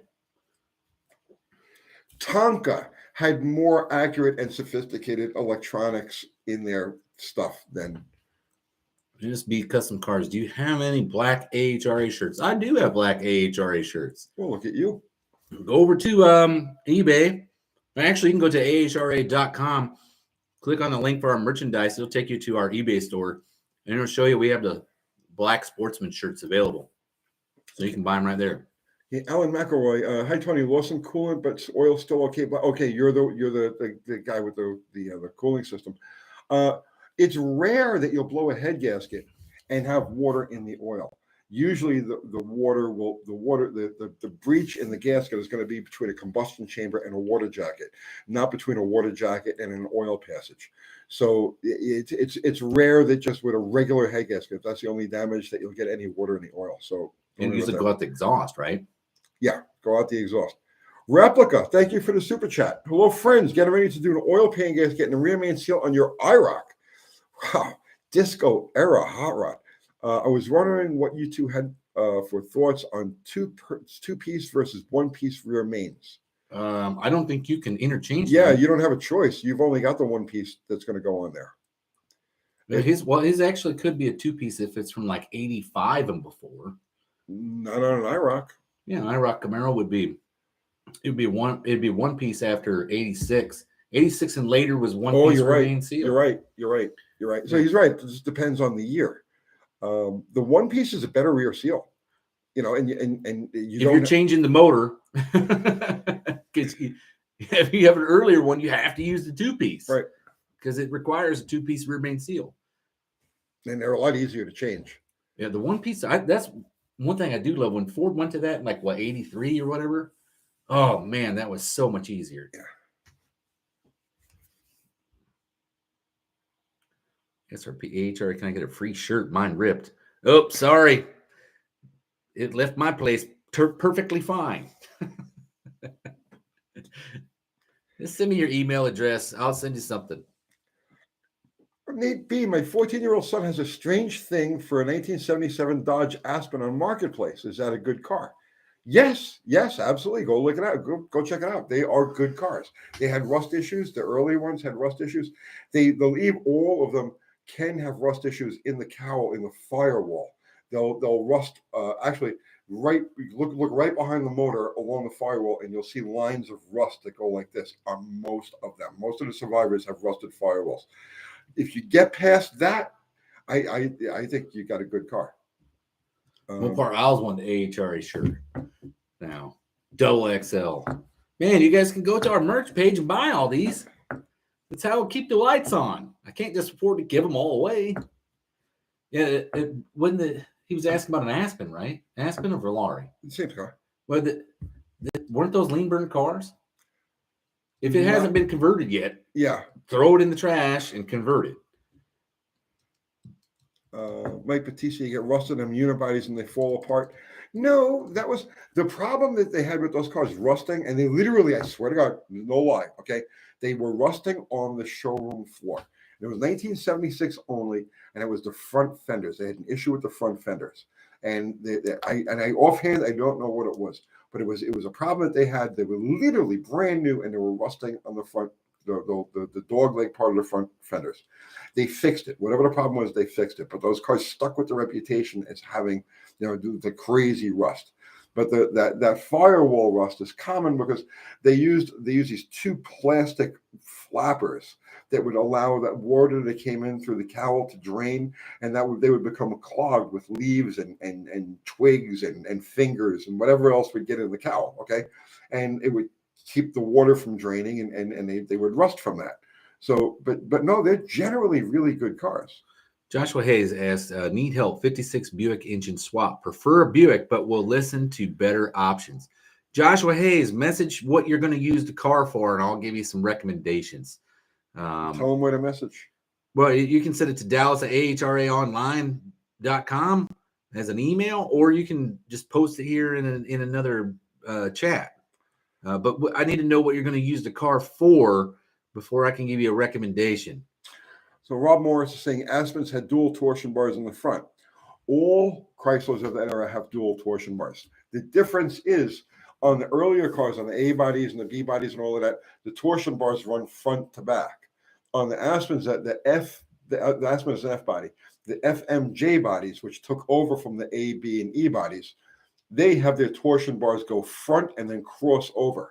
So actually, it's one of the big advantages of dealing with an Aspen or Volare, because it's much easier to get headers and exhaust in those cars than it is to get in the and they ride nice. A bodies. They ride really nice.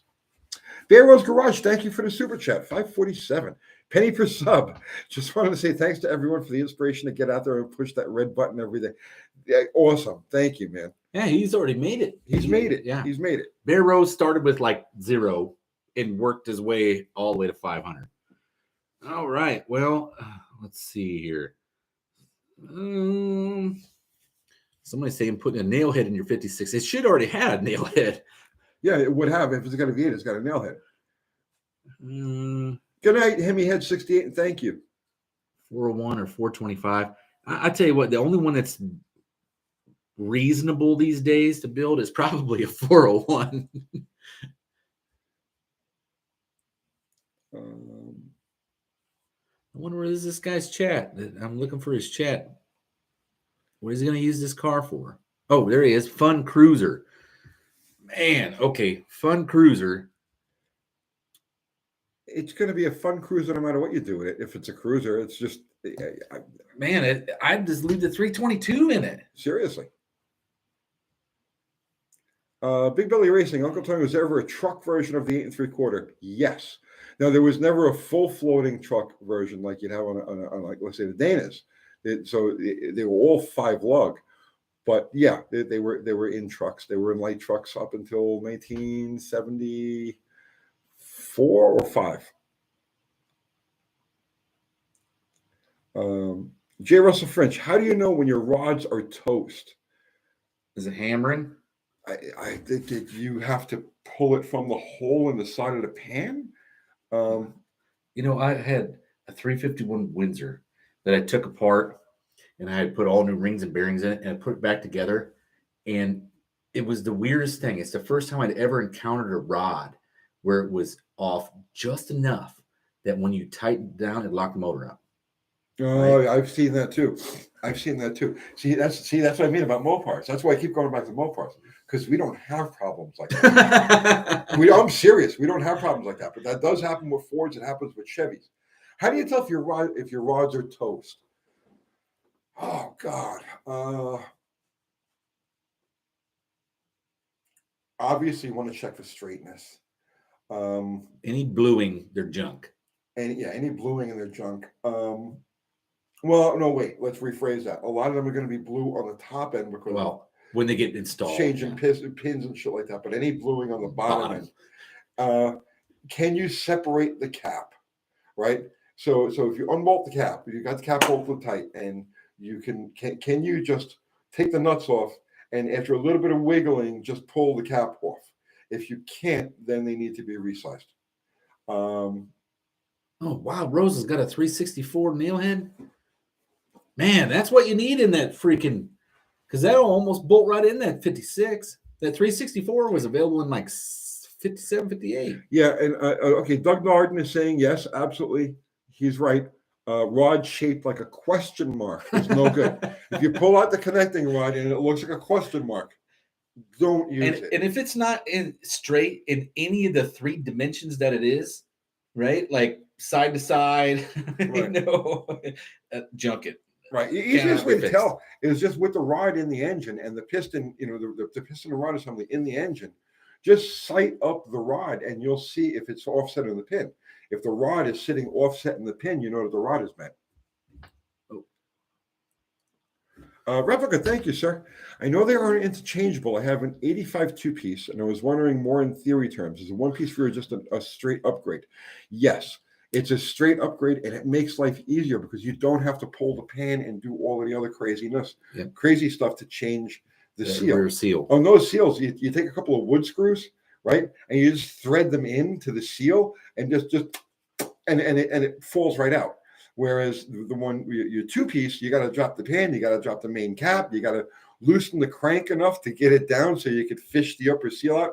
It's a horrible, thankless job. The sad part was the Chevrolet small block generally leaked from the two-piece rear main seal. That's why they changed it. They were bad. When they removed those 2 parting lines in there, it was probably a 200% improvement on that seal. It's far easier to pull the transmission and the converter and all of that than it is to drop the pan on that thing. So yeah, it's an improvement and it's easier to work on. And I know that there is some machine shops that can take your 2-piece block and machine it to accept a 1-piece rear main seal, but then you need the 1-piece rear main seal crank and stuff. But if you have the opportunity to put one in it, I would do that. 426 Hemi rods are bad when you run over them. Yes. That's another, right, exactly. You probably have a lot of experience in that, right? Oh, please let's not even go there. Let's not even go there. I have come to loathe those engines. Wild Rose says I have a 61 364 and a 65 401 out of a GS. Love the look of them. Yes, they are a sexy engine. If I build a rod again, it will have a nail head. My 401 has a manual bell on it. Oh, that's bitching. Those are hard to come by because that's a nail head only bell housing. I tell you what, I am looking for like a crank out of one, a 401 crank. I'd love to have one, especially a later one that would accept the Turbo 400 or a 4-speed manual. Jersey Greasy Boy, an interesting engine to put in a 56 Buick as a Grand National engine, but that's sort of blasphemy. That would be that's not blasphemy at all. No, it would be a neat swap, but there's a lot. Matter of fact, there's a 63 Buick wagon in Arizona that's got a Grand National drivetrain in it, and that sucker is bitching. Actually, along those lines, one of the 215 with the old Jetfire. I have the 215. Matter of fact. Seriously, a turbocharged 215, you do the whole old Jetfire thing and drop it in that 56 Buick. That could be pretty neat. Well, and remember, that engine first came out. That wasn't that that was a GM auto show car. It came, or that engine and the whole drivetrain was in a Buick built a one-off show car. Oh yeah. Like a 53, like a. It was called the Aurora. No, it might have been. I think I know the car you're talking about. I thought it was like a Century or something like that. I can't remember what they called it. Centurion. But it had that 215 nail head in it, or the 215 aluminum motor like I got. And it was in that two-seater, two-door car. Yeah. And it's a name that they later used in regular production. Right. It might have been Riviera. But I can't remember. It was something... Man, I can't remember what it was. That would be Centurion, maybe? I don't know. Oh, good night, Mopar Al. I'm going to look it up. Make sure you guys go there. Mopar Al. He's got his channel up and running. He's blowing content at it like there's no tomorrow. Go over there and sub to Mopar Al.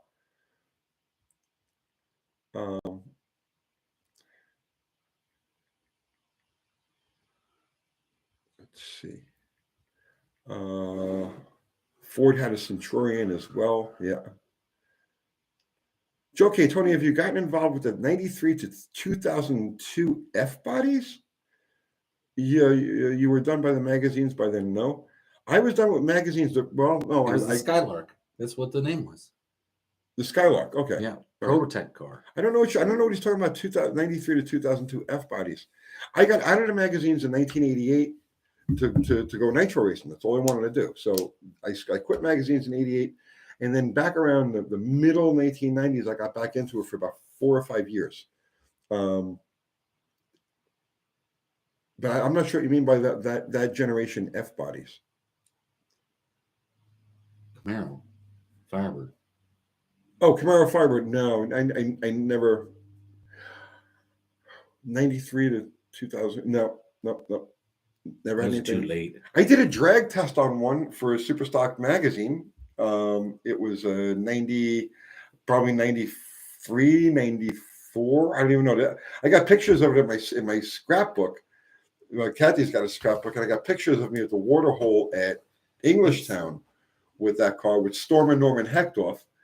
But I don't remember what the car ran or any detail about it. The only way that I know I drag tested that car for Superstock was that I have that picture in the scrapbook of me with that car, but I don't remember any of the details of it. So the guy that had the 56 Buick was looking for options for a Buick engine to put in there. I would have to say the big block. Big block would be a good choice. If you're wanting to have a fun cruiser, the problem is you're going to have transmission. You got to figure out how to get it in there because the Dynaflow is literally like 18 inches long, right? It's like one speed. I believe it's a 56 is like a 56 Chevrolet. It's a rear steer car, right? Isn't it rear steers? I'm not sure. I think they are. I do not know. They're like the X-Frame cars with the rear steer. So Mr. Will Tone came across an issue of High Performance Pontiac from 1988. Had 3 stories written by you. I was the technical editor. See, a lot of people don't. I did so much magazine shit. I was the technical editor for High Performance Pontiac magazine from 1985 through 1988. I wrote dozens and dozens of stories for that magazine, and in all of the tech that was in there. But it's like that's all like blown in the past. I don't remember any of it. Franco, your crewman was Norman Hectorf. Oh, the humanity.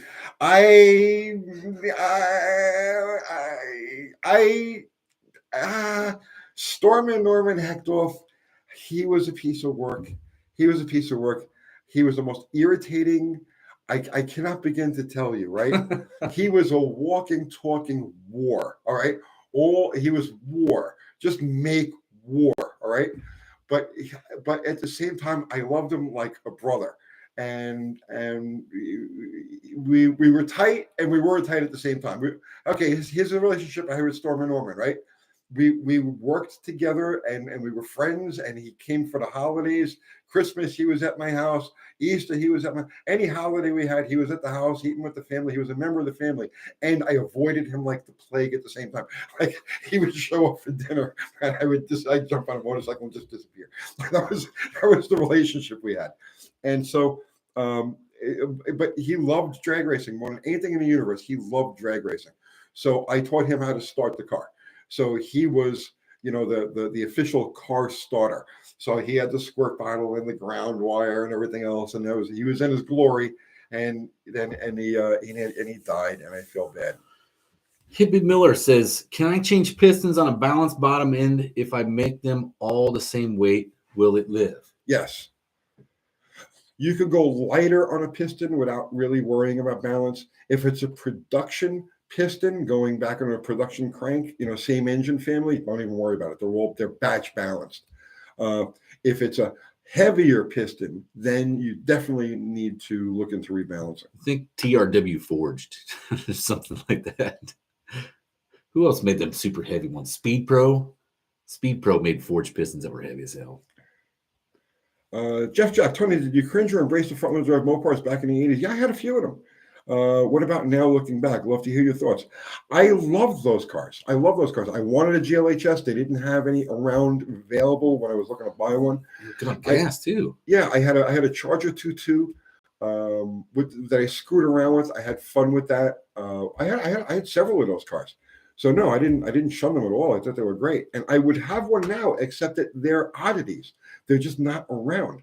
I can't make content. See, my job is YouTube. So everything I do here has to do content is what it's all about. So the only reason I get involved in anything is because it makes content.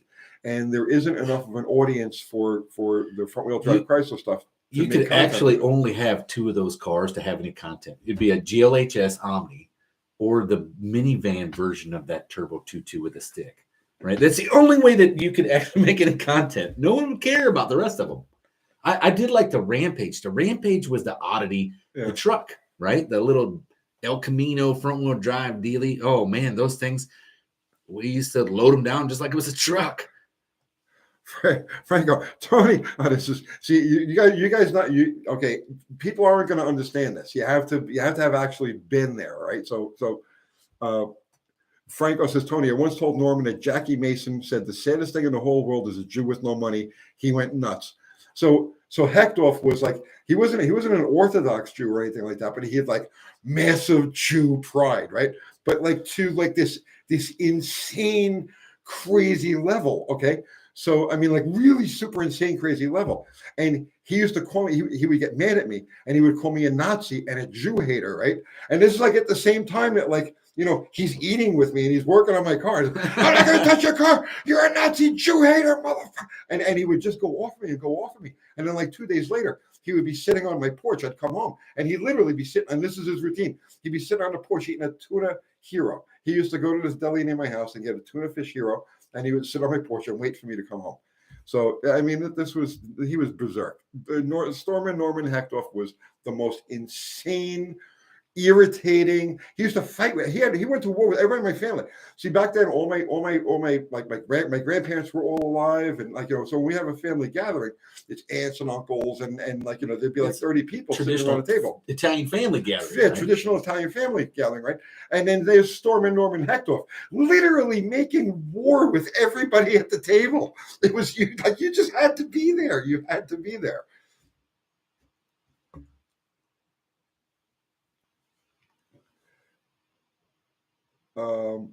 JT Beal, past your shop the other day. We were on a bunch of Groms and I was on a Harley. But JT, bro, I got my Buell Blast running and ready to go, just to go ride with you Grom guys. So yeah, whenever, I mean, just seriously, if just, I don't open the doors for anybody. I pretend like there's nobody, you know, okay. But if next time you're by the shop, just pull up in front of the shop and rev the motor a few times. I'll hear you all come out. Bill McKeiska, thank you, sir. What's your opinion on the old Cadillac 4.9? My dad used to swear by them, and they would put a 305. Oh God, no. Oh, yeah, bro. Well, isn't that the aluminum block cast iron head motors? Yeah, that's the North Star. Just no, that was pre-North Star. Oh, right. And they were prone to like overheating and get water in the oil, and oh man, they were a mess. But they did run good. But they were all front wheel drive.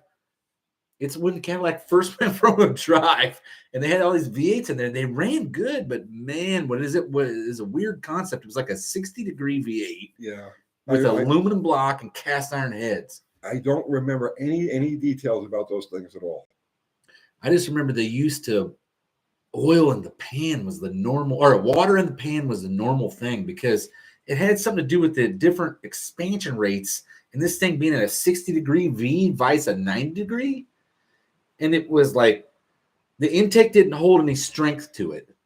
And then when the heads or the block would expand, the heads would expand at a slower rate, and it would move those. It would shimmy those head gaskets around. Yeah, is what it was. They had all sorts of weird issues. Yeah, the Cadillac from like 1980 on up pretty much technology themselves out of a car manufacturer. Yeah, Danny Boyd, you have to use some plug pellets from GM. You remember those? Huh. It was a package of for anti-cavitation. Is that what it was? No, what it is, it's a root. It's a tree root that they grind into this fine powder, and they press them into pellets. Oh, and put it in the radiator. Yeah, you're supposed to break them up and stick them in the plug radiator. Any holes. Right. That's right. Yeah. That was their fix.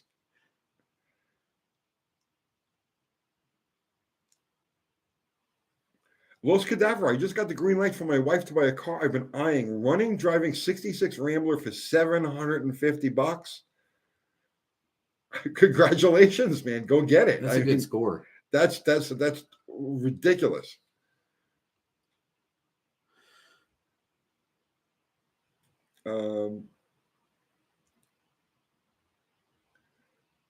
Jason Fish, I got a 79 Toyota 20R engine that eats coolant passages on the aluminum head from sitting for 20 years. Yeah.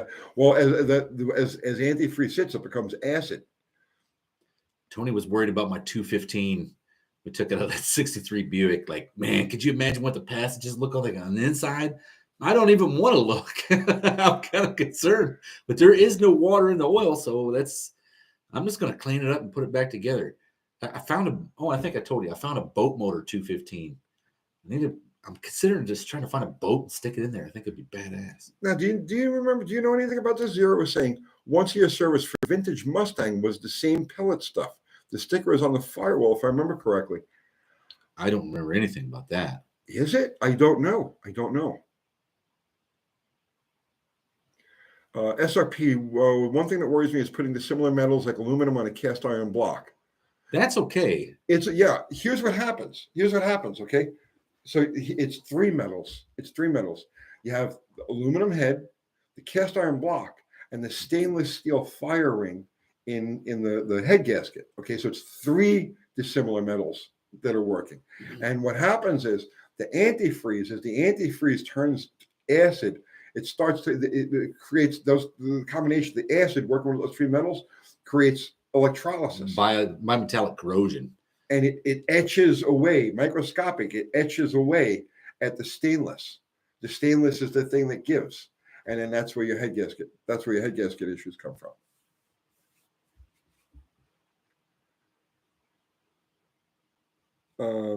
Jeffrey Sprang, what are the junkyard jet guys using for ignition? I'm sick of the EFI issues with my 5.2 Magnum, so I'm switching to a carbon points. Does any point distributor from a small block Mopar fit the Magnum? Yes. Any point distributor. The junkyard jet guys using a Mallory distributor, Mallory dual point distributor. Did they find another block?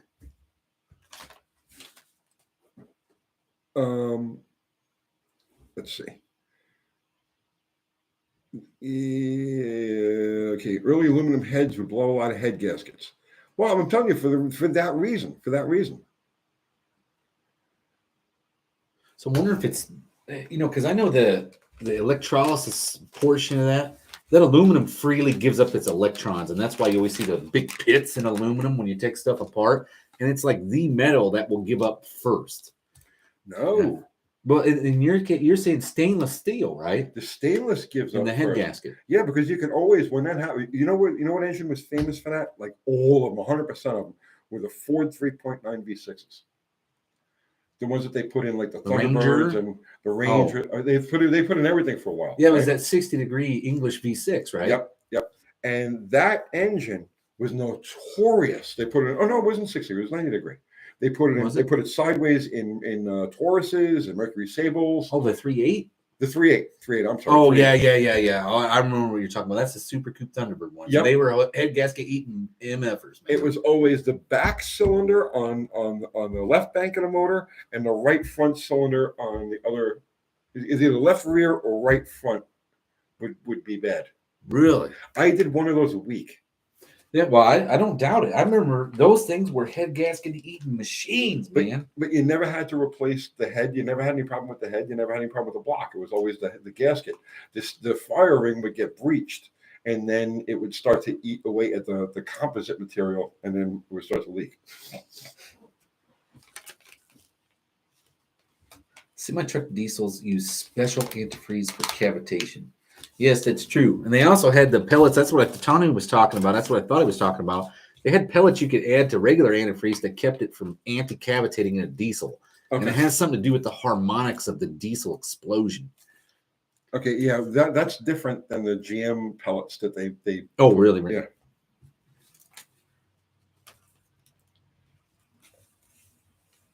Yeah. They had Chevy aluminum heads in 1960 on the Corvair. And the Buick. No, not in 1960. 1960? Is that what you said? Yeah. So Ruckwart said they had Chevy aluminum heads in 1960, and on the Corvair. Yeah, that was the only thing, but it was not water cooled. They didn't have them on a Corvette. Yeah, later they did when they had the first thing that came out was the all aluminum 427 Chevy, but that's after Buick tried that 215 and they realized it was a freaking not a it wasn't financially viable at that time. The casting techniques hadn't caught up to what they were trying to do with aluminum. And then they learned a lot, and then they built ZL1 427s. Well, they had what was it? Which was the one? Which was the one? The big block with aluminum heads. 69. That was a 427 as well. Yeah, what was it? There was a designation to it. L something or other. Did they L88? No. Somebody will know. Somebody will know. Yeah, who you vet guys would know. L78. L78. The ZL1 though was a race homologation motor, so it was never intended to really. Right. I wonder what it was actually designed for. It wasn't for NASCAR. It wasn't for drag racing. Was it for Can-Am stuff? Can-Am. Zero. Every now and then, Chevy loves its customers. Then they fire that guy. That's how I kind of look at Bob Lutz. You remember, or is that his name? That's what his name was, right? Wasn't he the head of GM in like 2004, 5, 6? He's the one that brought you the Resurrection GTO and the SS trucks and all that stuff. And then when the market crash came in 08, and Obama pretty much became the head of GM, he was like, "You're fired." Yeah. Right? And they brought somebody in that sucked. So now we're at. I read Bob Lutz's book. That is a badass book. He's a good dude. He's a car guy. Okay, Ruckworth is saying you can Google it. 1960 Corvette aluminum heads. It's a thing. You take over, and I am going to Google 1960 Corvette. Because I have never heard of. All right. Well, L78 was 375 horse. L34 was 350 horsepower, and L32 was 325. Man, we're getting to the too much Chevrolet. We're talking about L stuff. 60 Corvette. Oh, L78 was a 396. Aluminum. L72 was a 425 horsepower, 427. 1960 Corvette aluminum heads. Again. It says very rare and had a recall. I'm in charge. I'm trying. Well, it says here 59 aluminum heads. And somebody's got to sit. Okay. Ruckworth is right.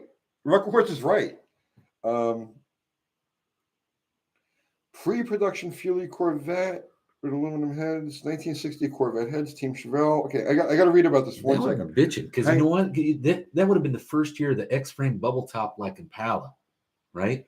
Or no, 58 would have been. It was just for the head here. Okay, if they were aluminum, Chevy started producing aluminum heads for Fuelie 283 Vets for 1960, but halted production due to head porosity or something. To a museum, the aluminum versions are very rare and could be worth something, but to a rodder, not so much. Chevy sold over-the-counter Fuelie iron heads with small valves for decades, so they are neither rare nor are they ultimate in terms of performance, blah, blah, blah. What are the casting numbers and dates? December 59 and January 60 are the dates. So okay. 2 months. Yeah, pre-production heads for the 283, aluminum heads. I never heard of this. This is great. It was only available for 1960 because it was December 59, right? So it would have been September, would have been the new production year, right? Yeah. So would have been 60 only. Dang, Ruckworth has got everybody by the hairs on that one. I had no idea that Chevrolet had aluminum head that early. And they're hit with the same porosity issues as the Buick 215s. So there you go. Well, they're saying here that they have the same valves and everything, the same valves and ports as the iron heads, just cast in aluminum. So it's just a power pack head. Yeah. Okay.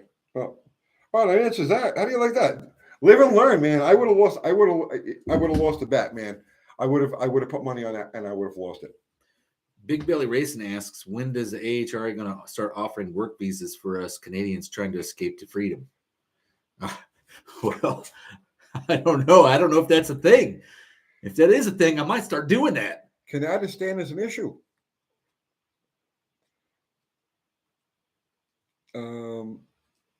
Mr. Will's dying. Tony, did you ever rebuild an air-cooled Beetle motor? Every kid of the 1970s rebuilt a Beetle motor. Yeah, you didn't even need an engine stand. You didn't even need a hoist. That was like the first thing that everybody did. Janssen 50. When did Mopar come out with their first aluminum head? Oh, probably the 90s, huh? No. First aluminum production Mopar head. Oh, So I'm gonna guess 426 Hemi. yeah. So the Slant 6 was originally supposed to be an all aluminum motor. That the initial heads, the test heads, were all cast in aluminum. Only like 3 or 4 of them made it out of so they never actually ended up in production. But they have all, and I've seen these heads. I've seen one of them. They have all of the earmarks of a production head, but they were never actually installed on a production engine. The first production is limited production, really. Aluminum Chrysler head would be the 1965 race heavy, the A990. That would have aluminum heads, and nothing again until the. Not talking about the K car motors or anything like that. The next V8 that had it would be the 4.7, which was the engine that replaced the 318. Oh, exhaust manifold cracker. Just a total piece of shit. Total piece of shit. I just remember seeing them. They'd be like 2 years old and they're going down the road like, and you're like, what is that noise? Oh yeah, broke the exhaust manifold like every other one of them. And you're like, how are they breaking the exhaust manifold? That is cast iron normally, right? But they just had some kind of freaking problem. Was it the first alloy heads on the Viper? No. 65 race Hemi, and then the 4.7. But all of the 2.2s had them. I mean, by default, the Mitsubishi 3.0s that they were using in Chrysler had them. No, there had to be. Chrysler was offering like a crate motor that had aluminum heads way back in like the 90s. That was like your 360 horse or something, or 400 horse motor. Yeah, but that's way after 1965. Right, but it's also way before that 4.7. No, 4.7 came about in. Oh, yeah, okay, you're right. Yeah, the Viper would have. Yeah, that would 93, right? Yeah. Let's see. Iron heads. Big Billy Racing is saying iron heads on the crate motors. I'm really not familiar with any of the Chrysler crate motors. Oh, I thought they had an aluminum head version of them. I remember seeing that. I swear they did. All right. So, guys, we're coming up. Mutual drop just flogged on a 4.7. Good. That's an engine it deserves to be. All right. So, Austin Auto 273 came in the late 50s as a small. No, the 273 came about in 1964. Was the first year for the 273. The first year for the LA motor. What's funny is like, you remember the first generation small cubic inch V8s. It was like literally like a war between the manufacturers, and they all came out between like 1960 and 1964. It was literally like a big war, and that's where we had all the great small blocks that everybody loves. That's where they all came from. What was it, like 221 Ford Windsor? Isn't that what it was? The first one? Say that again? The Ford Windsor was like 221, like the first one, right? Yeah. You had the 215 Buicks. Then you had the your 273 Chrysler, Chevrolet the 265 would have been their motor. Alan McElroy, thank you again for the super chat, my brother. Would it be a crazy idea to use silicone gasket adhesive on the head gasket around the? No, do not use anything. Never use anything on a composite head gasket ever.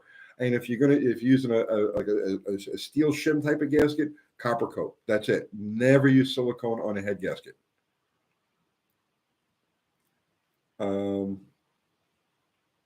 Okay, so we're coming up. We're moving up on our 2-hour mark.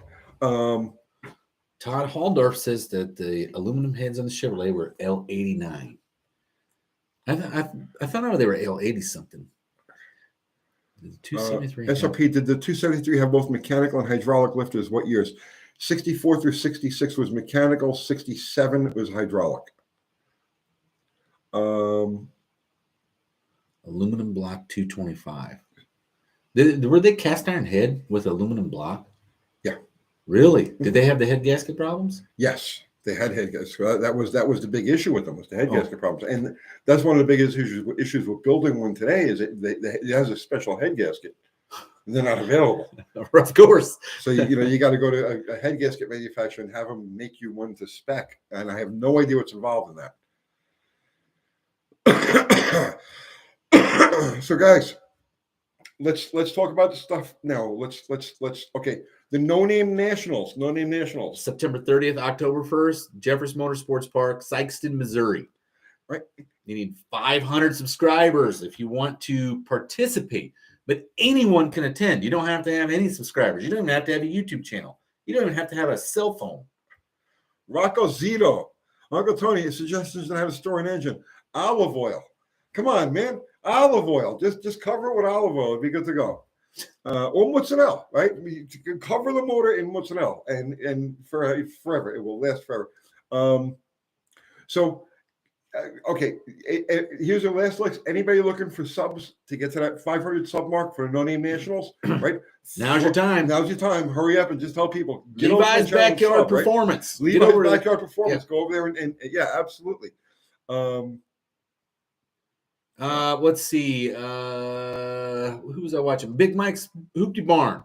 Get over there and sub to Big Mike and his Hoopty Barn. He's building a 51 Coronet with a 318. We got a lot of channels of people who build all kinds of neat stuff. They're all getting involved in this thing. The No Name Nationals taking off like crazy. It's going to be like the Woodstock of YouTube drag racing. It's not just drag racing. It's a get together. It's a get together for automotive YouTubers. If you're not a drag racer, if you don't have a race car, don't let that stop you from coming to this event. It's not just drag racing. It's a get together for automotive YouTubers. It's more or less like a YouTube content creator trade show with some racing involved. Right. Tall Garage. Thank you, sir. I got nothing to say tonight, but hello, subs. All right, Tall Garage. Get over there and sub to the Tall Garage. Also, there was another one that I was. Let's see here. Wild Rose Garage. I'll take a sub or two if you got some. You got a lot of crazy stuff going on. Kim Fixes Things is building a mini bike with a supercharged. She's using an oil pump to supercharge a Briggs and Stratton motor and bringing that for the bike challenge for No Name Nationals. For No Name Nationals. Crazy stuff. That's ingenious, though, isn't it? It is ingenious. So John Wilburn, he's been having lives and get-togethers on his channel for content creators to help tie people together and get them on the right track and build subs and share ideas. Yeah, help you make videos that are going to get you the subs, that are going to get you it's going to snag the Google crawler, right? The YouTube Google crawler is going to grab hold of you. And what else is there? I think that's it. Yeah. Are you guys still doing merch? Have you got that figured out? Not really. We haven't really been pushing merch because like everybody's like broke from super high gas prices and food prices going off the map, and they're afraid because World War III is happening and we're all going to get nuked and all this other shit. So people just not buying merch right now. Man. So I'm not even worried about that. As long as I click on the videos, click, right? So that's it, guys. Everybody who's contributed with Super Chat, thank you so much. Greatly appreciated. Everybody contributed with just your conversation. Thank you. Our amazing mods, Fubar, Ari, John, Zero. Thank you, guys. And Dallas, of course, Mr. Rodder's Neighborhood. Me. And the American Hot Rod Association. Yeah. So he's like, oh, what an entrepreneur. He's like, this is like Howard Hughes without the tissue boxes on his feet. It's crazy, right? He's all over the map. in the milk jars, right? Yes. So that's it, guys. I'm pulling a plug on this now, and we'll be back with a regular Sunday night show Sunday night, and I guess that's it, right? Yeah, buy some AHRA merch, support us. I know that nobody has any extra money because you're all you're getting taxed and having a side gig now, and you have twice as much for gas. So if you can afford to buy some merch, knock yourself out. I got it available. All right, guys, that's it. I'm pulling a plug. We're done. Thank you all, and good night.